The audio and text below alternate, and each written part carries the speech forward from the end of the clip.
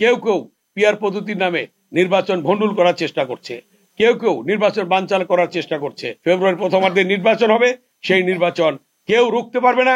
জনগণ যারা রুখতে যাবে নির্বাচন, জনগণই তাদেরকে রুখবে। যে দেশ যাবে কোন পথে, ফয়সালা হবে রাজপথে, সেই ফয়সালা কিন্তু রাজপথে হয়েছে। তার সুদূর প্রসারী চিন্তা ভাবনা, তার বক্তব্য, তিনি বলেছেন যে রাজপথে ফয়সালা হবে। আজকে জাতীয় ভাবে যারা সেদিন আন্দোলনে অংশগ্রহণ করেছিলেন তাদের মধ্যে যদি অনৈক্য হয় তাহলে ফ্যাসিস্টরা সুযোগ পেয়ে যাবে, সেই সুযোগটাই তারা নিচ্ছে। কেউ কেউ পিআর পদ্ধতির নামে নির্বাচন ভণ্ডুল করার চেষ্টা করছে, কেউ কেউ নির্বাচন বানচাল করার চেষ্টা করছে, কেউ কেউ বিভিন্ন ভাবে ষড়যন্ত্র করছে। আমি আহ্বান জানাবো সকল ষড়যন্ত্রের পথ ফেলে রেখে সেদিক থেকে সরে এসে সকলে সমমনা দল যারা স্বৈরাচার বিরোধী, ফ্যাসিস্ট খুনি হাসিনা বিরোধী আন্দোলনে ছিলেন, তারা সকলে ঐক্যবদ্ধভাবে আবার নতুন করে শপথ দিতে হবে যে ফ্যাসিস্ট খুনি শেখ হাসিনার বিচার হইতে হবে। সন্ত্রাসী রাজনৈতিক দল আওয়ামী লীগ যেটা নিষিদ্ধ ঘোষণা করা হয়েছে সেটা নিষিদ্ধ থাকবে। কিভাবে একটি প্রতিবেশী দেশে বসবাস করে আজকে ষড়যন্ত্র করছে, চক্রান্ত করছে শেখ হাসিনা, ফ্যাসিস্ট খুনি শেখ হাসিনা, সেখান থেকে তাদের প্রেতাত্মাদেরকে দিয়ে পতিত স্বৈরাচার এর দোসররা আজকে বিভিন্ন নাশকতার পথ বেছে নিয়েছে।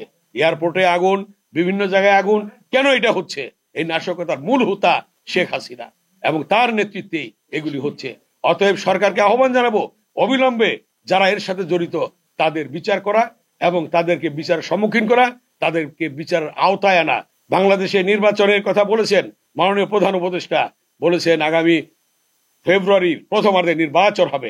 ইনশাল্লাহ বাংলাদেশে ২৬ সালের ফেব্রুয়ারি প্রথমার্ধে নির্বাচন হবে, সেই নির্বাচন কেউ রুখতে পারবে না। জনগণ যারা রুখতে যাবে নির্বাচন, জনগণই তাদেরকে রুখবে।